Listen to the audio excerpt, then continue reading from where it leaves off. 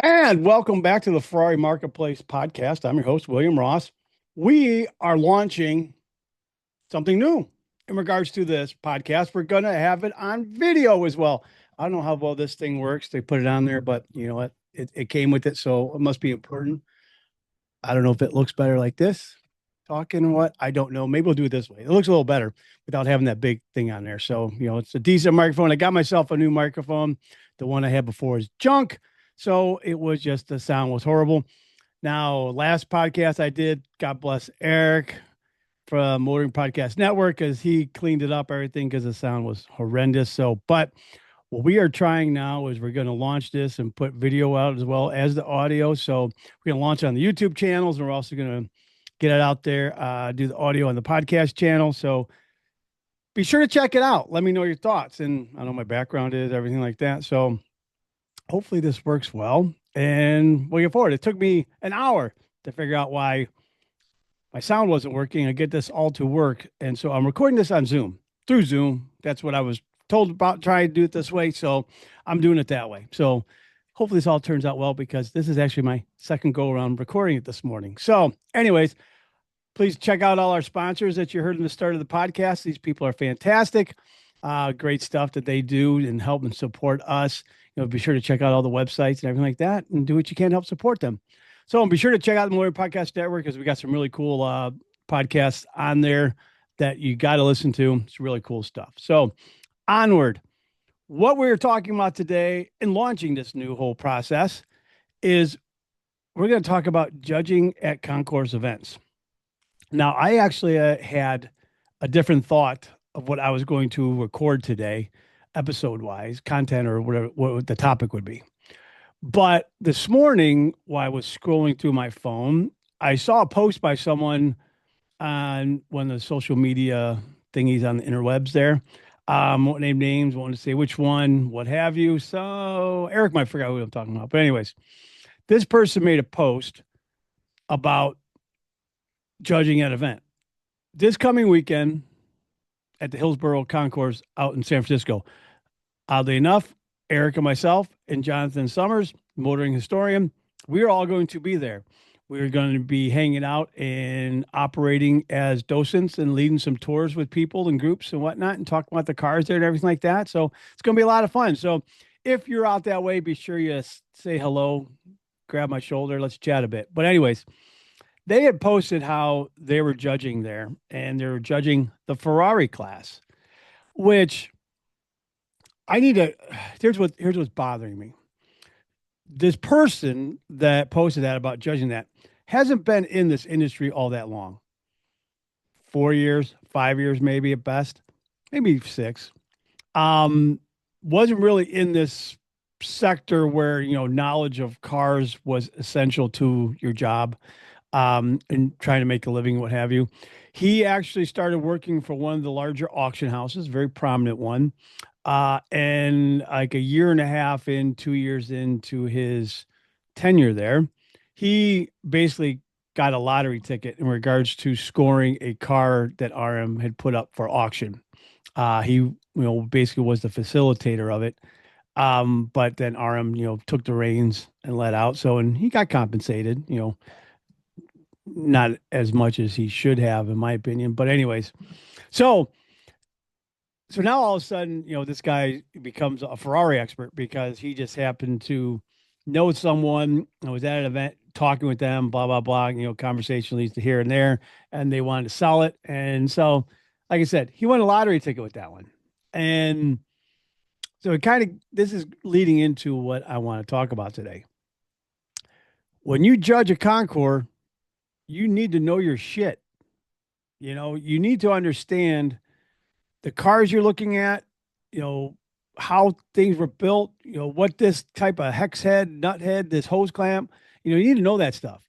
Those of you that aren't familiar with how that whole process works in judging at events, depending on the level of event, most events is, you'll have three, four, maybe five, depending on how many they want to get, judges in a group go around and they'll judge X amount of cars, maybe 10, eight, something like that. Obviously, you couldn't have that one group do all the cars because it would take days to do it. So they do it they kind of had them in a special group. And normally there is one person in that group that's like the expert, the man that knows everything that you kind of lean on, and everyone else is kind of along for the ride.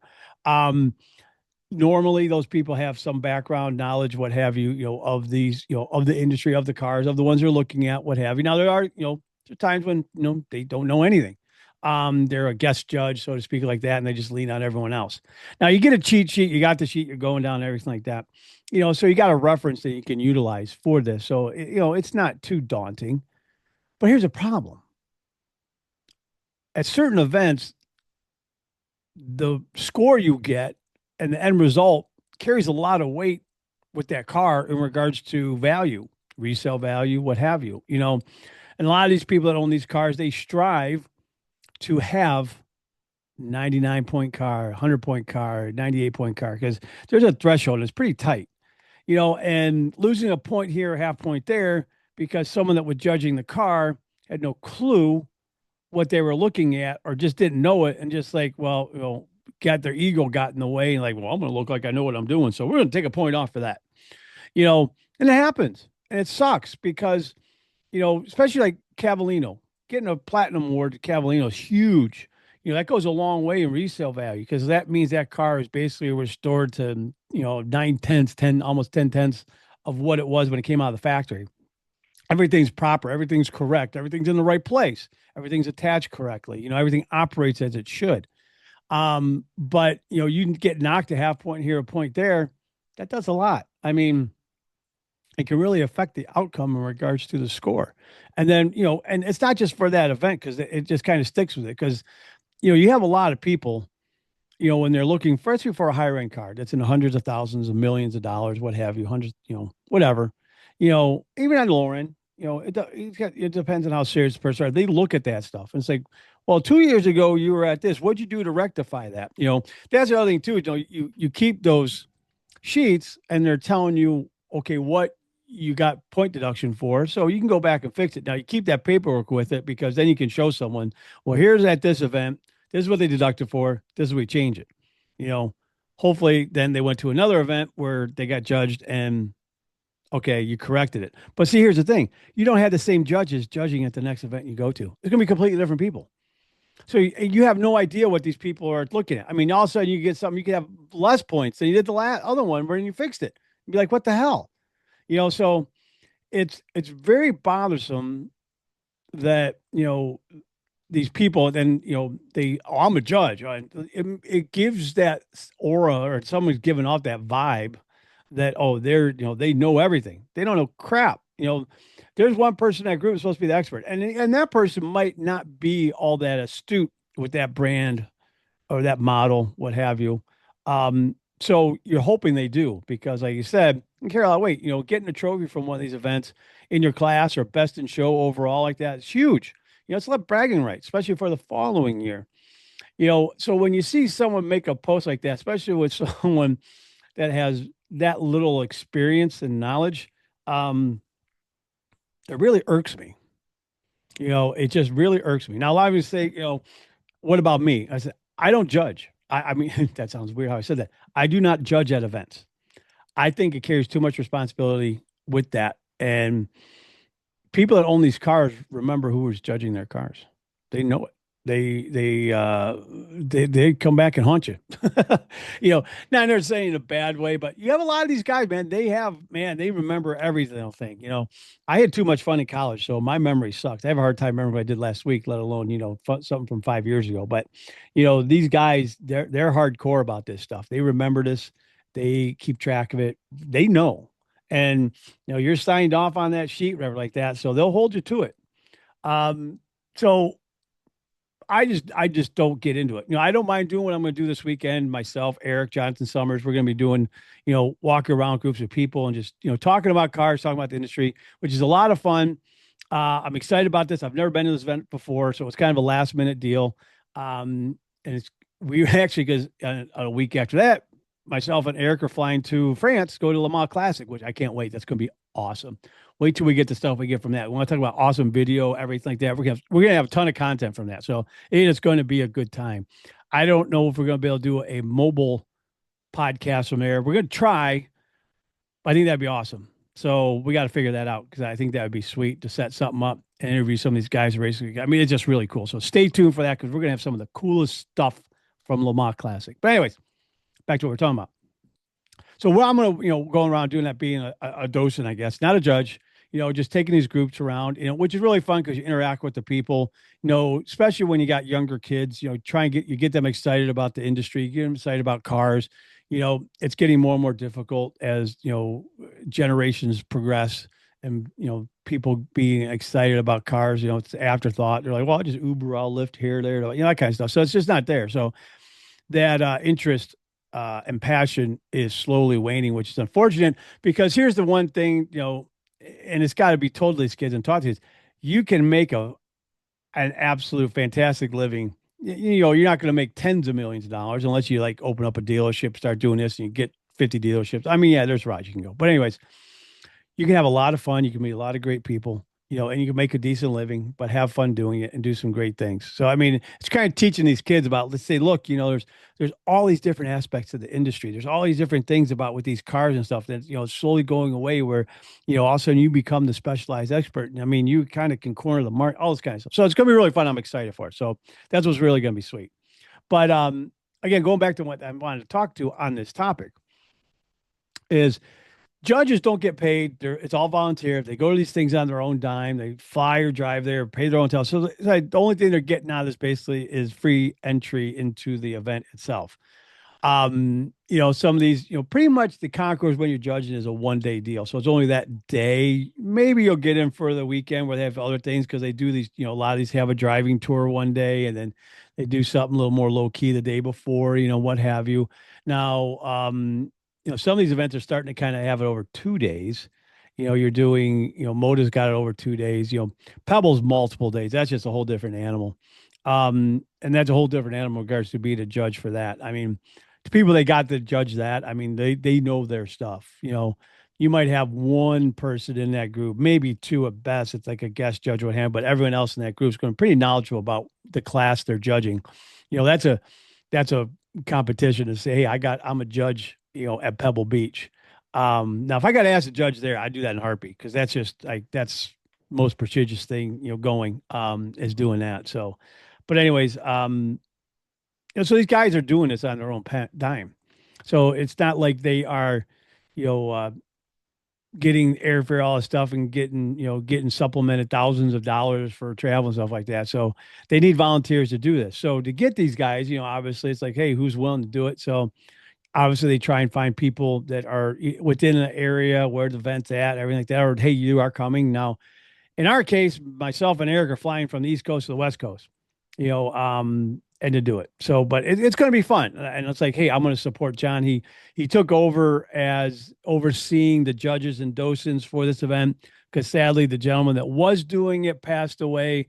So all this, there's a lot of stuff that goes with that and responsibility, getting everyone together. So Jonathan kind of took it over, and he, look, it was last minute. He's like, "Hey, can you guys help me out?" I said, "Of course, we're going to support Jonathan, whatever he needs." So we're like, "Hey, we'll jump on a plane. We'll come out. It's only for a couple of days, and have some fun out there and check it out. A little warm up before we go to Le Mans Classic." But again, we're not judging for just being docents. As far as I know, I don't think we're judging. And but if I have to, I'll step in. But again, I'm very very honest and forthcoming. People say, "Look, yes, I know my stuff, but I'm not a mechanic.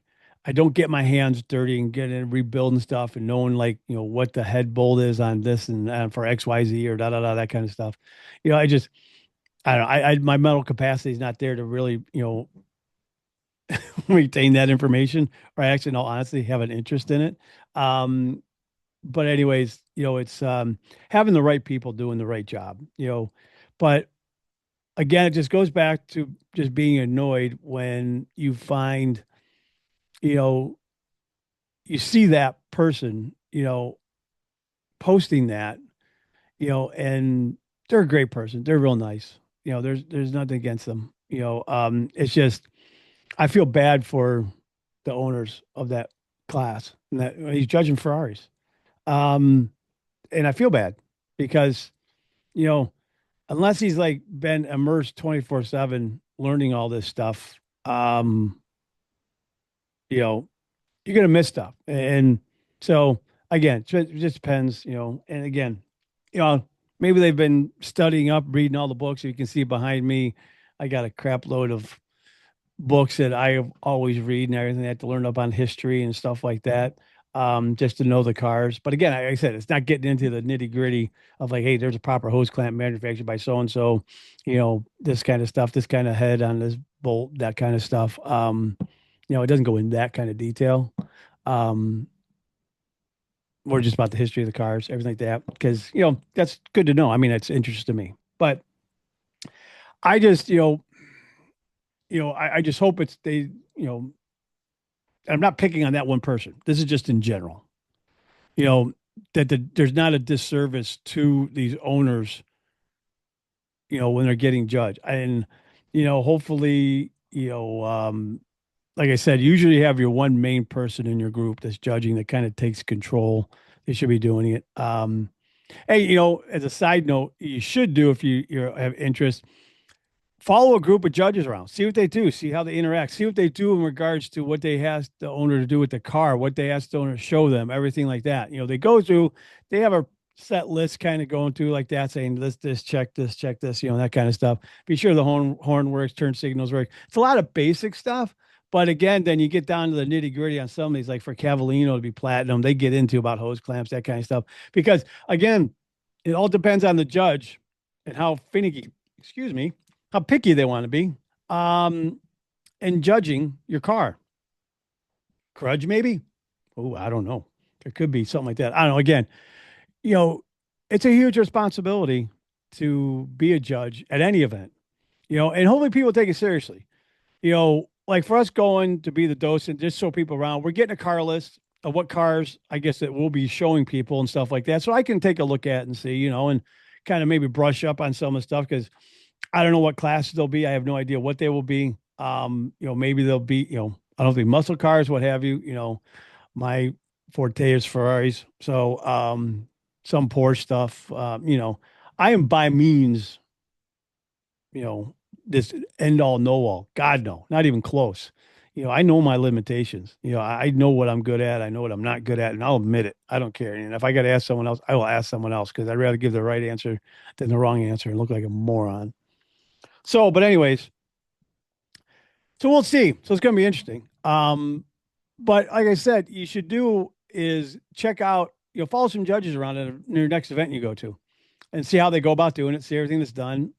It's pretty neat to watch and listen, see how they go about doing it. Just try it. I mean, something else to do while you're there. I mean, you're going to be there for some hours, so you might as well check it out, right? Why not? So anyway, that's what this episode's about. I hope you guys like the video aspect of this. Because I said, and I got to brush up, in figuring this stuff out. I am by no means no tech expert, but like I said, we're going to start dumping these on our YouTube channel as well, and try and do them every week. But stuff happens.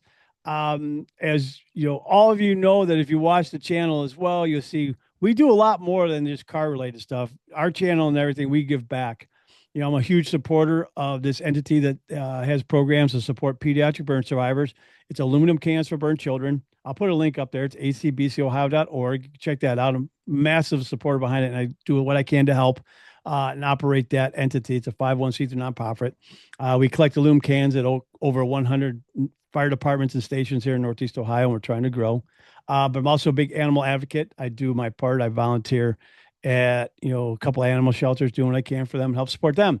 Rockin' Revs, we raise money for not only ACBC but for Island Safe Harbor Animal Sanctuary as well. So this channel we give back. So stay tuned to the channel because it's not always going to be about cars. It's going to be about giving back. It's going to be about animals and about the kids, everything like that. So we try and do what we can because we want to grow the channel so we give more support to them.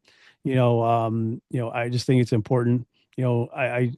It's the influence a lot of these people have on these channels, the following down stuff that they could do a lot of good by giving back and helping, but they're more about getting enough views and stuff so they can buy their next Lamborghini or whatever. So anyways, it's just me, but please subscribe to the channel, like, share, do all that jazz. I'd really appreciate it. And be sure to check out Motoring Podcast Network for the other podcasts we have that are on the site, on the channel, because there are several that are awesome. So please check it out. But again, I appreciate you listening.